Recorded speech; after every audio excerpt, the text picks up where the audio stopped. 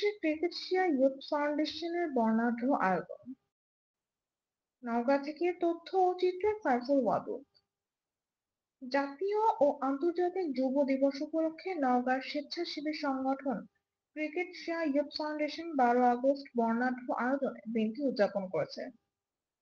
কর্মসূচির মধ্যে ছিল আনন্দ শোভাযাত্রা, বৃক্ষরোপণ, বিনামূল্যে মেডিকেল ক্যাম্প এবং রক্তের গ্রুপ নির্ণয়। প্রধান অতিথি ছিলেন নওগাঁর সিনিয়র যুব সংগঠক মোহাম্মদ ফজলুল হক।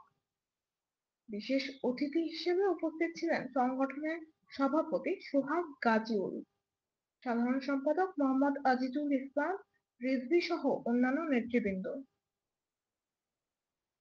কর্মসূচি পরিদর্শন করেন নওগাঁ জেলা প্রশাসক মোহাম্মদ আব্দুল আওয়াল, অতিরিক্ত জেলা প্রশাসক রাজস্ব সোহেল রানা ও অতিরিক্ত সার্বিক জেলা প্রশাসক সাদিয়া আফরিন।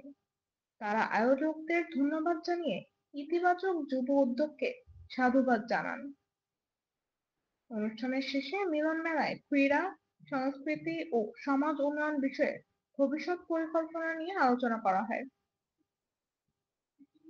ভোরের সময় নওগাঁ